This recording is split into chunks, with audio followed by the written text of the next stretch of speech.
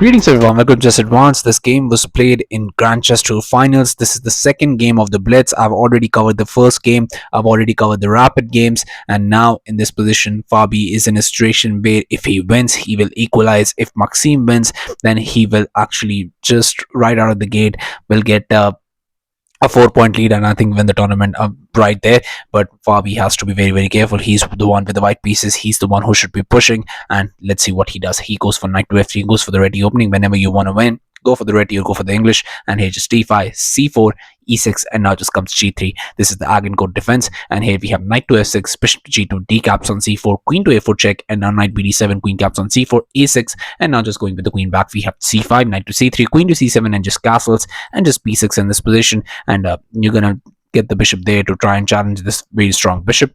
This is the new Catalan defense, and here we have d4, bishop to b7, and rook to d1, bishop to d6. Now just comes this d captures, knight captures, and here just bishop to g5.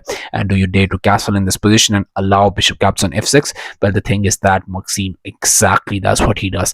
Here bishop captures was played. Now just comes she captures, rook a to c1, and here just bishop to a7 and bishop to e7 is the blunder that did it all in this position, because the move you want to play is just so natural in this position. You play just rook after d8 and you're just going to be absolutely fine. There is no issues. I mean somewhat here black's position a little bit passive, but other than that there is nothing in this position. And maybe you can also, what you want to do is you want to get the bishop here to help out with the defense once the queen tries to go there.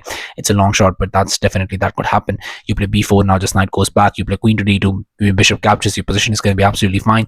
But here after rook a to c7, bishop to e7 was played, and now tactics are on the board, because here comes b4. And what do you do in this position? Here knight to e4 was played, because the thing is that you cannot even go back, because if you go back then just comes this and you're in a completely winning position. Because here if you go for queen captures, then just comes knight captures, and I'm sure most of you saw this tactic on the board, but that's what would have happened. But here just comes this knight to e4, and the thing is that what do you do in this position? This is pinned, but you can capture this. Here just knight to d5 was played, just going for the same tactics, and this comes with the check. This is the problem. It just comes queen to d8, but now just comes this very nice queen caps on e4, but now e caps on d5, queen to g4 check, and king moves, and still the position is just very winning, and engine is giving it at an evaluation of +3. So now you are technically up a piece, but how do you prove it? Because here just queen to h5 was played, but now just comes rook to g8, knight to d4, and here just rook to g6. And the thing is that the position is not completely winning. Yes, the engine evaluation shows the position completely winning, but you have to understand this is a blitz game, and in blitz, whoever the person is with the most time, somewhere along the line the person with less time is going to make a blunder, and that's exactly what happens. So here Fabi is going to have to be very careful. And this rook to g6 is a helpless cry. Try to do something in this position, try to just save the position from this, and you could go for this bishop to h3, but after bishop to c8 you play a very nice move, which is a rook captures on c8, and after rook captures you play bishop captures on c8, queen comes, even knight to f5 is winning in this position, because going up for that fork you're gonna have to move the bishop. Maybe I can just play rook captures next, get the king forward, and my position is going to be completely winning. But here after rook to g6, knight to c6 was played, even that's winning, but that's the best move in this position, and Fabi finds this. It just queen to e8, now just comes bishop captures, bishop to f8, but here just queen to f3 was played, but now just comes rook to c8. Both players are playing on seconds now, they are roughly and 50 seconds, and here a3 was played, but now just comes a5, b captures, and just going for knight captures. We have rook captures first, rook captures, bishop captures, queen captures, and the thing is that what do you do about this? Well, you always have queen to d2, so you don't have to worry about this. That's why here bishop caps on a3 was played, but now what do you do?